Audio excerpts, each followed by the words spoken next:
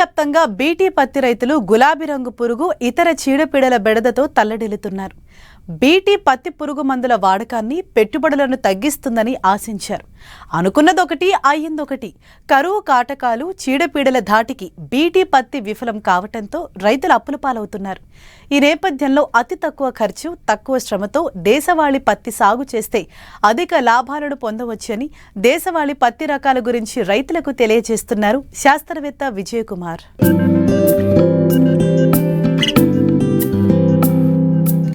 మన దేశంలో పత్తి ప్రముఖ వాణిజ్య పంట. అయితే మారుతున్న వ్యవసాయ విధానాల వల్ల ఈ పంట అనేక సమస్యల వలయంలో చిక్కుకుంటోంది. దేశంలో వాడే 60% పురుగు మందులు పత్తి పంట మీదే చల్లుతున్నట్లు గణాంకాలు సూచిస్తున్నాయి. బీటీ పత్తి హైబ్రిడ్లు ప్రవేశించిన తరువాత కూడా ఈ ఒరవడి మారలేదు. పైగా గతం కంటే విత్తన ఖర్చు పెరుగుతూ వస్తోంది. కంపెనీల ప్రచార హోరులో రైతులు హైబ్రిడ్ బీటీ పత్తి మాయలో పడ్డారు. నానాటికి పంట దిగుబడులు కూడా తగ్గుతూ పెట్టుబడులు కూడా రాని పరిస్థితి నెలకొంది. ఈ నేపథ్యంలో నిర్మల్ జిల్లా ముధోల్ వ్యవసాయ పరిశోధనా స్థానం దేశీ పత్తి రకాలను రైతులకు అందుబాటులో ఉంచింది. విత్తనం కావాల్సిన రైతులు 9885551624 నెంబరును సంప్రదిస్తే విత్తనాలను అందిస్తామని తెలియజేస్తున్నారు శాస్త్రవేత్త విజయ్ కుమార్. ముఖ్యంగా దేశవాళీ పత్తి గురించి చూసుకుంటే ఇది రసం పీల్చే పురుగులను తట్టుకునే సామర్థ్యం కలిగి ఉంటుంది. అదేవిధంగా కాయతొచ్చి పురుగులను కానీ ఇతర చీడపీడలను కానీ తట్టుకునే సామర్థ్యం కలిగి ఉంటుంది.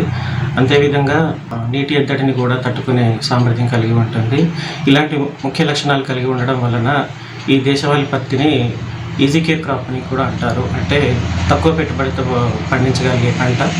అదేవిధంగా ఇది ఎక్కువ స్ప్రేస్ కానీ ఎక్కువ ఎరువుల ఖర్చు కానీ ఎక్కువగా ఉండకుండా తక్కువ పెట్టుబడితో కనీసం 4 క్వింటాల దిగుబడిని పొందుకోవచ్చు. ఈ దేశవాళీ పత్తి ముఖ్యంగా చూసుకున్నట్లయితే టెక్స్టైల్ ఇండస్ట్రీలోను ఖాదీ ఇండస్ట్రీలోను ఉపయోగిస్తారు. అదేవిధంగా డెనిమ్ జీన్స్ తయారీలోను పరుపుల తయారీలోను కూడా ఉపయోగిస్తారు. ఇంకా చూసుకుంటే దీనికి ముఖ్యమైన లక్షణం నీటిని సంగ్రహించే సామర్థ్యం కలిగి ఉంటుంది. దీన్ని సర్జికల్ కాటన్గా కూడా ఉపయోగిస్తారు. ఇక్కడ ముధోల్ వ్యవసాయ పరిశోధనా స్థానం నుంచి 3 రకాలని విడుదల చేయడం జరిగింది. ఒకటి గౌరాని కాటన్. దీని కాల పరిమితి 185 రోజుల వరకు ఉంటుంది. ఎకరాకి 4 క్వింటాల దిగుబడిని ఇస్తుంది. దూది శాతం 33 వరకు ఉంటుంది. పింజ పొడవు 25 మిల్లీమీటర్ల వరకు ఉంటుంది. రెండవది సరస్వతి. దీని కాల పరిమితి 180 రోజుల వరకు ఉంటుంది. ఎకరాకి 4 క్వింటాల దిగుబడిని ఇస్తుంది. పింజ పొడవు 26 మిల్లీమీటర్ల వరకు ఉంటుంది. అదేవిధంగా దూది శాతము 33 వరకు ఉంటుంది.